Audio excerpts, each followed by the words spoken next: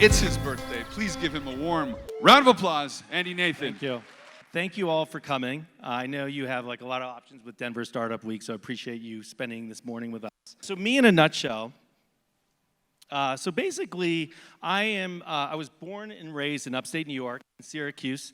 I moved out here. I guess I've been here almost 10 years now, but lived most of my professional life in New York City and London. And I'll talk a little bit about those experiences. But ultimately, I'm one of two sets of twins, and I'm the young one of the family. So that's my sister Amy and Stacy, and my brother Dan. And I'll talk about all those guys in a bit. So a little bit about my my life and my work experiences. Basically, it almost is like a bifurcation of two worlds for me. So I worked at Ogilvy and Mather, DDB, Young and Rubicam, and Ogilvy and Mather, New York and London, and all those others in New York City. And that was sort of my corporate big ad experience. And then ultimately, as I moved out here, I worked at Crispin, and I was at Victors and Spoils, and also now my own company, Fortnight Collective. So had amazing experiences all those places, learned so many things from those experiences, but they all had different challenges, as you can see from this cartoon. So I'm here, as David said, it's September month, the theme is Muse, and so I'm gonna unpack that a little bit. We're obviously at the Oriental Theater. If you thought you were coming here to see me wax poetic about the band Muse, you're sorely mistaken, and you might wanna leave now. But what I'm actually gonna do, if you go on to the next slide, is unpack what it is to be a muse, and also kind of identify a few muses who, in my life, that really shaped some experiences for me. So, first of all, what's a muse? It originated in Greek and Roman mythology. A muse is a person or a personified force who's the source of inspiration for a creative artist. So I'm going to go through 9 chapters of my life and various muses that sort of impacted those chapters. Obviously, as David said, in the write-up, clearly with things like meditation and yoga practices, and even Instagram, like mantras are super trendy, but it is something always that's sort of stuck in my life, and I think even just having little sort of motivational things to say to myself. So the other thing I'm going to do for every time I identify a muse, there's a mantra that was sort of birthed from that experience. So I'll unpack that too. So what's a mantra? It's originated in Hinduism and Buddhism. It's an affirmation to motivate and inspire you to be your best self. Its purpose is to provide encouragement to you when you need to focus your mind to achieve a goal. So hopefully this will inspire you to come up with your own mantras and think about your own muses in your life. So first, pop quiz, show of hands. Who here abides by a specific mantra? So just raise your hand. Cool, so probably half of you. Does anyone want to share their mantra with the audience? Maybe 1 or 2 people? Anyone? What is it? You are worthy. It's a great one. We got another one here. What other people think of me is none of my business. Nice. This guy over here. No one actually knows what they're doing. Everyone's pretending. Yes. And I am going to demonstrate that in spades in the next 25 minutes. Anyone else? One last one? There we go. You can do this. Yes. All right. Those were some good ones. We started slow, but we finished strong. All right. First, disclaimer, this presentation will probably be messy, contradictory, fun, up and down, interesting, vulnerable, boring, frustrating, amusing, maybe inspiring, probably pretty stupid. But the reason for all this is because that's, a sort of a composite of what life is at times, and that's what we love about it, so we just got to move on. So, first chapter of my life was focusing on my twin brother, Dan Nathan. And so Dan, obviously, we grew up in the womb together. That's when we first met. And I love Dan to pieces. One second. But he definitely was my first muse. As you can imagine, growing up with my brother was not easy. I know my buddy Cece over there went to college with him. And it's not that it wasn't easy because he's not a good guy, or he's my best friend. I love him to pieces. Obviously, it's his birthday today too. But, it wasn't easy because he was an unstoppable force. He oozed with confidence. He had tremendous foresight. At a time when I severely lacked confidence, was trying to seek my own identity, Dan had it all figured out. In a lot of ways, he was my first muse, and quite simply, he always pushed me to be better. It was never easy, but having him by my side pushed me to raise my game, and he cared for me tremendously and always helped to push me to be better. So the first mantra, there's me and him, keep going. And this is him, he's on CNBC all the time, so obviously he does ooze with confidence. As don't be bitter, be better. And I think the big thing here is, I could have, when I'm trying to seek my own identity in my life, yet having a twin, I could have really, taken that as a negative, but really I admired him for pushing me to be as great as I can, and he was a huge influence in my life to be better. So for each one of these chapters, I have a few sort of parting musings, I guess we'll call them. So while it's nice to be important, it's important to be nice. Be a problem solver, not a problem articulator. And we're all living expressions of all the muses in our lives and the composite of the experiences we've had with those people. Chapter 2, my parents and Jerry Stiller. It's kind of odd, right? So what's that all about? Well, we'll unpack that in a minute. So these are my parents. They've been my rock my whole life. And, I briefly touched about seeking my own identity as I was younger. And really, my identity started with my dad's, and so same with my brother, which is my dad was a lacrosse player at Syracuse, and he introduced us at a very early age to play lacrosse. And really, if we're being honest, like the one common thread in my whole life was having a lacrosse stick in my hand and my brother having a lacrosse stick in our hand. It really was sort of our identity growing up. And actually, for the most part, I was pretty good at it until, exactly. I'm pretty good at it until I wasn't. I had some shoulder injuries, and unfortunately, that sort of affected my confidence. Through all the ups and downs, my parents were there. They were incredibly supportive of me in lacrosse and in life. And my dad used to say, if you play 30 minutes a day, you run 2 miles, you commit yourself to it, you can go play lacrosse anywhere in the country for college. Here's the challenge. As I got older, I didn't always put in the work.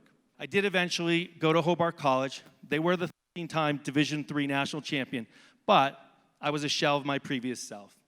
I lacked confidence. I lacked drive. I was on the junior varsity first, then made the varsity. I played sparingly. Inevitably, the one thing that I spent my whole life building was a complete and utter failure. Well, that kind of sucked, huh? Didn't really instill tons of confidence as I was embarking on my professional career. And so the mantra of this chapter of my career was the way we do anything is the way we do everything. And really with this is, in some ways, I learned this the hard way. I didn't put in the work. I didn't commit myself to getting better and improving, and it showed in the results. And so I actually said to myself, as I embark on my move to New York City, as I graduated from college, that I was going to really kind of reset my expectations in terms of my work ethic. So where does Jerry Stiller fit in this whole thing? I graduated from college. I spent the summer out west. And then ultimately, I moved back with the desire at the end of August to move to New York City. And for me, it was quite simple. Moving to New York City, I wanted to be on the biggest stage possible, and I wanted to see if I could sort of make it there. And, a week before I was going, my parents took me to go see Jerry Stiller, who was a graduate of Syracuse University, speak. He talked about in his speech how he had an audition in New York City right out of college at the Cherry Lane Theater in the West Village.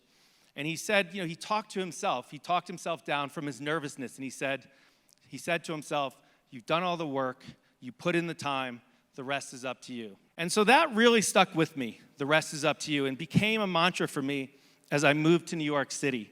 So I moved to New York because I wanted to be on the biggest stage, as I mentioned, and I knew what I needed to do. I needed to make my mark, and I needed to create my own new identity for myself. So, a couple musings from this chapter in my life.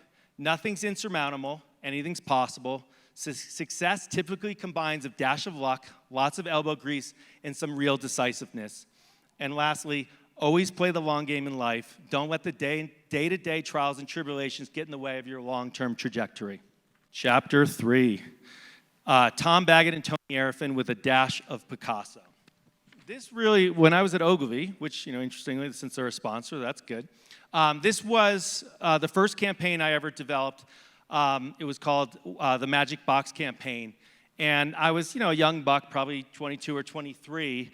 And if you go to the next slide, there was this Tom Baggett over there and Tony Arifin were two powerhouse creative directors who really believed in me. And even though, I was half their age, gave me a shot to help them kind of drive to this great campaign that led to greatness.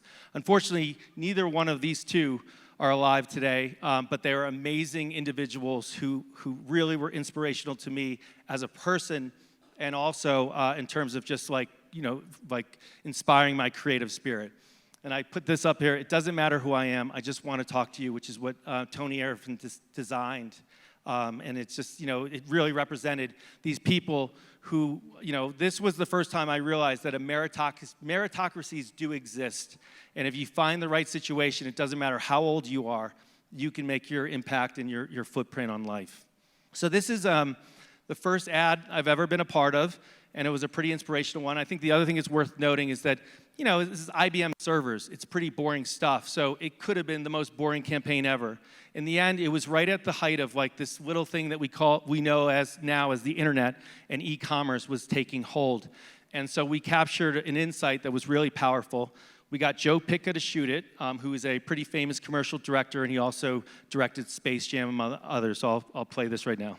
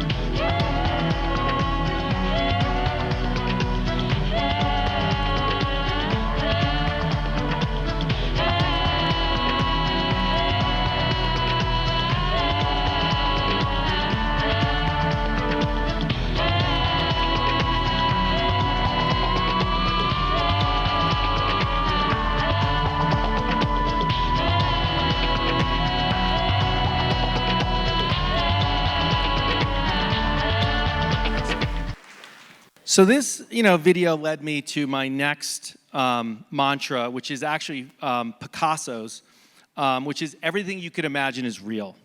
And, to me, when advertising's done right, it's the perfect fusion between art and commerce. And I think this was a great example of that. If you flip through the next slides, this is the print campaign that we developed. We have this amazing illustrator named Paul Davis in London who sketched it out. We shot all over the globe. And, the great thing about a really nice campaign, it has a timeless quality to it. And this was, almost 20 years ago, but yet it still feels very fresh and relevant today.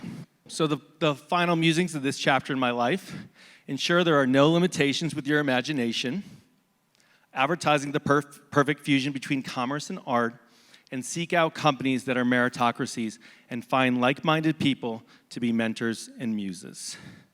All right, next chapter. My wife, Tamsin Mariner, and my kids, Luke and Isla Nathan, who are back in that little corner over there, so thank you guys for coming.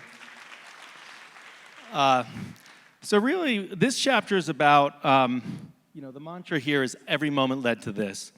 I had a very successful 3 years at Ogilvy and Mather, New York.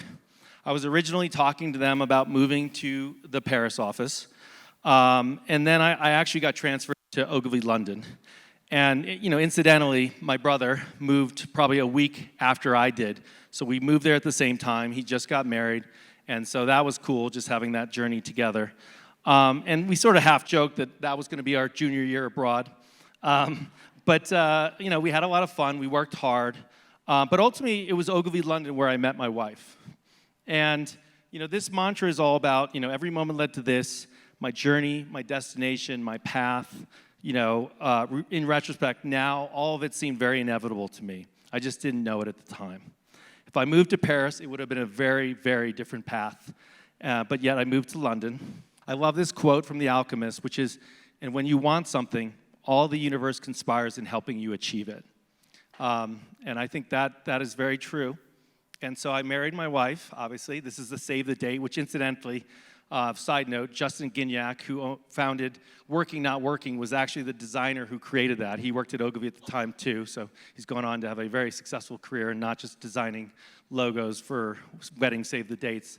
And so, obviously, what this led to is this amazing family and our random, inevitable journey that we're having together. So, musings, be indispensable as a parent, a colleague, as a partner, as a friend. Welcome to the random, unpredictable, yet inevitable nature of life. And this gives me a lot of strength. Being deeply loved by someone gives you strength, while loving someone deeply gives you courage. Chapter 5. I talked a little bit about my lacrosse identity and how it was sort of a disappointment. Well, so the next slide. So here, when I moved back to New York City from London, I had a difficult transition. I'm not great with transitions. And, I was struggling a bit, struggling finding my own identity again at work, personally. My wife moved back with me, which was amazing. So I felt like I had to sort of complete some sort of task. And so I set a goal for myself that I was going to run the New York City Marathon. Could I do it? I had no idea. I really didn't. I read a stat that like 0.5 of the U.S. population runs marathons. And I read this book by a guy named John the Penguin Bingham, who I guess, was 43 years old, very overweight, had a sort of weird running gait, probably similar to mine, that he sort of ran like a penguin. Supposedly he smoked a carton of cigarettes a day, and basically said, you know what, F this, I'm actually going to go out and I'm going to, learn how to run and run a marathon. He since has run 43 marathons. There was something that he wrote in the book that really sparked to me. The miracle isn't that I finished. The miracle is that I had the courage to start. So I did finish. And interestingly, it was a great experience. People often ask me, like, how did it feel when you finished? And I said, you know what? I didn't laugh. I didn't cry. I wasn't emotional. They told me to keep moving, so that's what I did. I just kept moving. And, for me, there's something to be said about that. That was sort of a mantra that sparked to me, which is nothing good happens in life when we stay stagnant. We should be in constant motion and propel ourselves forward in life. Running a marathon was absolutely transformational for me. It absolutely changed me as a person. And now I've run 2 marathons, 3 triathlons, and over 15 half marathons, and I've finally got my new sports identity back. So, the musings here: listen to your body and trust your instincts. They say the first 20 miles is all about hope, while the last 6 miles are all about truth. Same principles apply in life. And lastly, everyone has a 5th gear. You just need to find it. Chapter 6, almost there, guys. Patience. This is Ben Slater and Rob Montgomery. So another pivotal transformation in my career was when I went to work at BBH New York. They were a London-based agency with a strong reputation and a fearless mentality. This was the first ad that they ever created out of their London office, which is where their headquarters was. And it was for Levi's black jeans. And the headline was, which you probably can't see down there, "When the World Zigs Zag." And that really was the rallying cry and the ethos for BBH from this point forward, which is now probably a 400-person agency in 7 offices. And for me, it really is something, identifying rules or conventions of a category, for my clients, and then looking to break them so that when the world zigs zag is big. One of its 3 founders was John Haggerty, now Sir John Haggerty, used to say, do interesting things and interesting things will happen to you. And I prescribe to this ethos every single day, trying to throw myself into new things, seeking new experiences, and embracing the unexpected and randomness of life, all of which will influence me as a person and inspire the actions I take in both my personal and professional life. I realized early on at a place like BBH, which was a real, creative hothouse, that I needed to sort of be integral to making some sort of work to endear myself into the culture of the company. And thankfully, one of the more interesting campaigns in my career was something called Smirnoff Tea Party. And it was the first time I was involved with something that was a pop culture phenomenon. I'll show you the video, but ultimately this was directed by a guy named Director X, who directed Hotline Bling from Drake, Rihanna videos, Justin Bieber, among others, and he's actually directed a movie called Superfly, which I believe is coming out this year. So I'll show that. P-Unit forever! P-Unit, what's up, fellas? Yo, where my wasps at? MV. Martha's Vineyard. Holla back! Tell Buffy to chirp me. Sip, sip.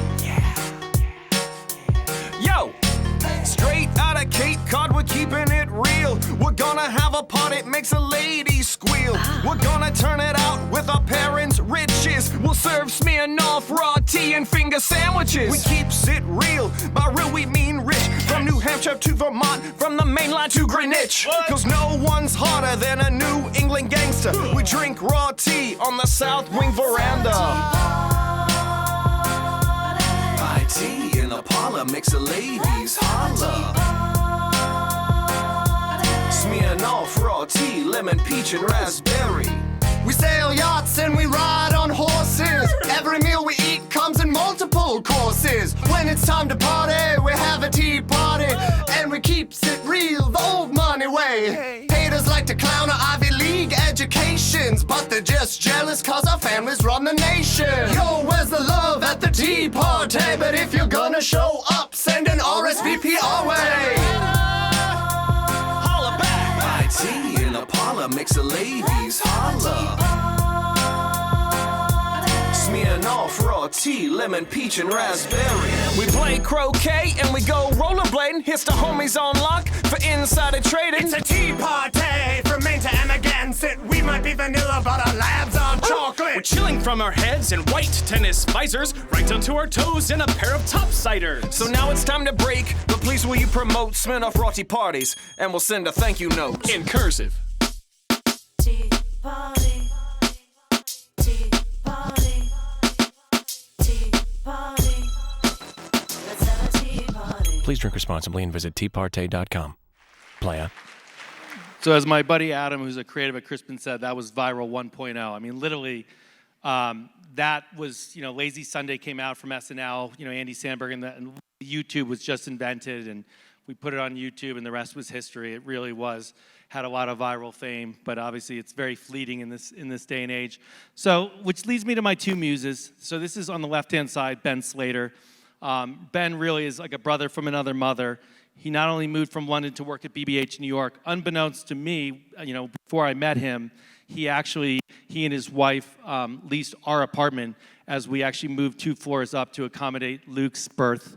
So right there in the city of 8 million people or whatever, I mean, the fact that he moved into our apartment, he was a twin himself. I'm really good friends with his twin brother as well. My brother's really good friends with both of them.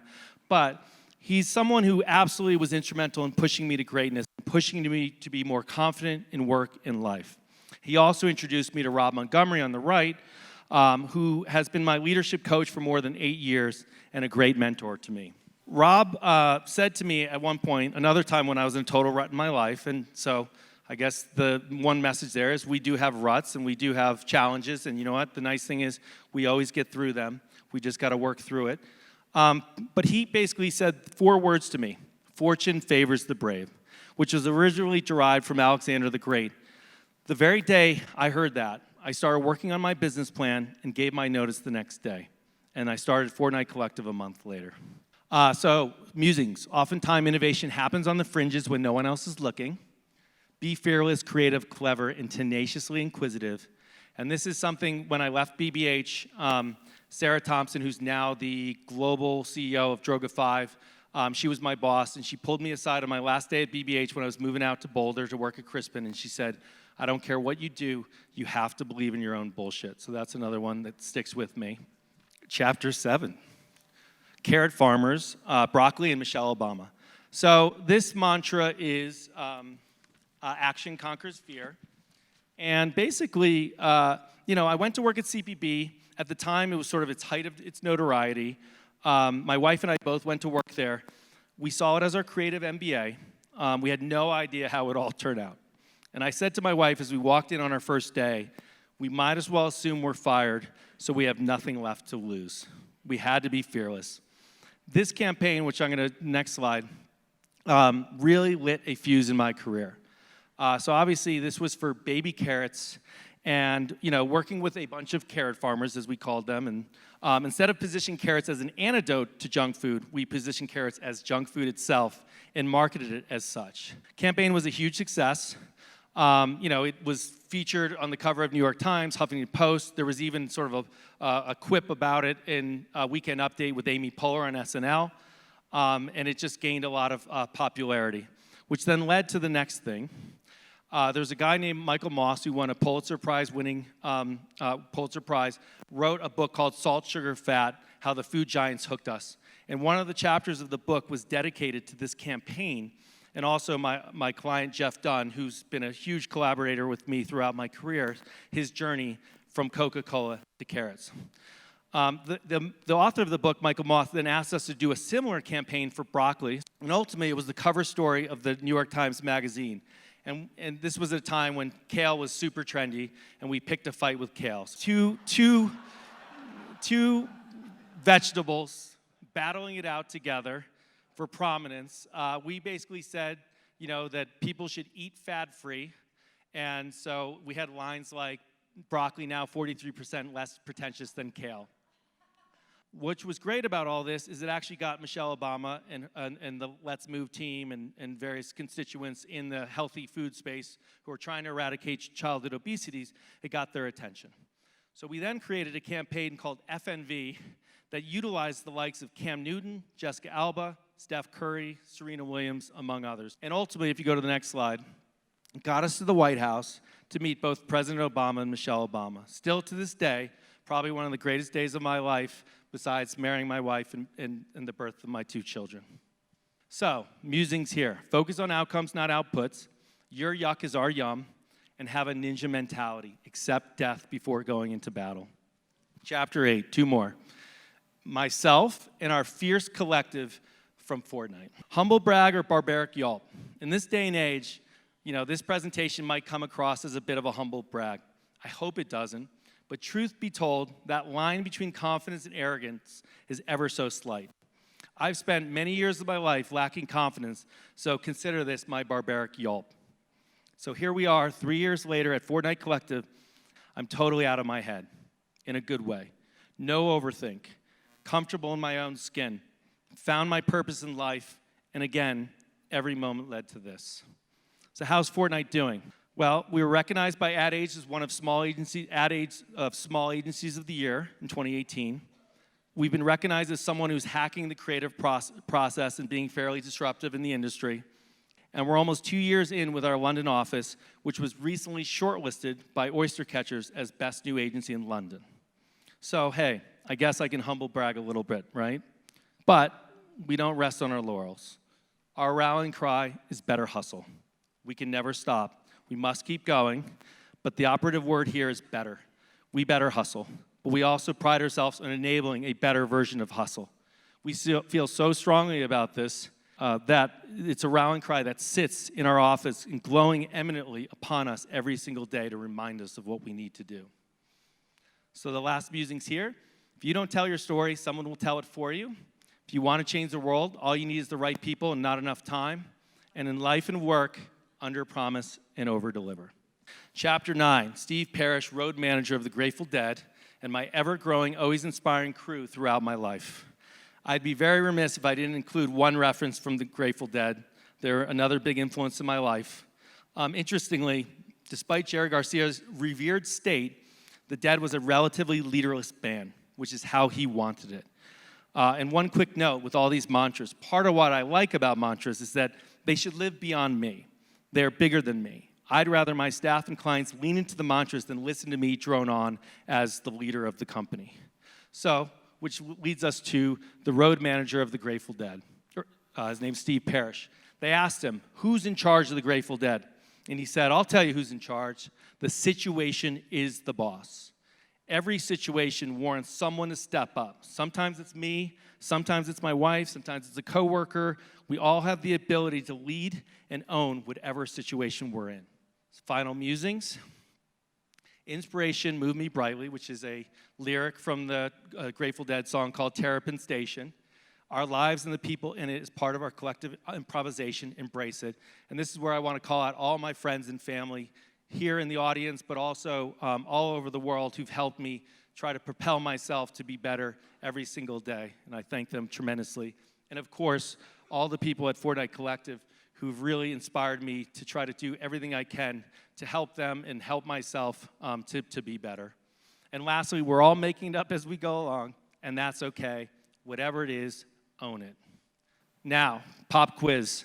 What is your mantra? And this will be the final thought. So I know some of you spelled some out. Any other thoughts on new mantras?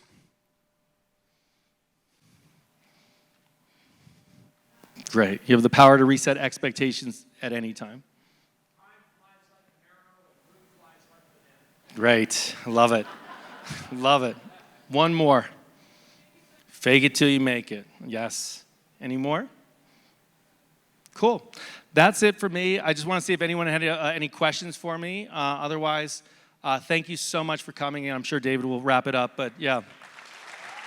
Yeah. Did you ever think you were going to do anything else but this? Stand on stage next to me. I actually don't think so. Different question. I think, to be honest, like, I think where I went to college, either people went into like marketing or PR or finance, and I just knew I didn't want to do something I wanted something very creative, and my sister was in advertising, Stacy. She worked at Lowe Lintos, and that really drove me to want to be a part of it. I think, honestly, I went to a Super Bowl party like in college, and I saw my first Nike ad, and the rest was history. You had that spark, yeah? Yeah. Awesome. One more?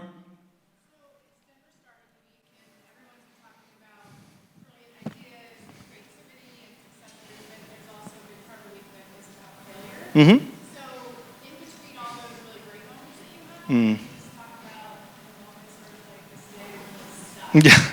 How the heck do I come up with this? Sure. Yeah. I mean, and there's a lot of days like that. I mean, I think especially when you work at a small company, you get a lot of body blows constantly like raining down on you. And, I think that's where I go back to one of the things I said in there, which is make sure to focus on the long-term trajectory. I always say, like, we sort of, like, it's like an echocardiogram where we're sort of trending up, but ultimately there's ups and downs. And I just, I think just remember, like, not every day is going to be like it. And more often than not, the things that really worry you in hindsight aren't the things that are the issues. And just do what you can to fight through it and work through it. But, I think if you commit yourself and you're honest with yourself and transparent and work hard, I think you can always get through it. Thank you. Andy Nathan, folks. Thank you so much, Andy.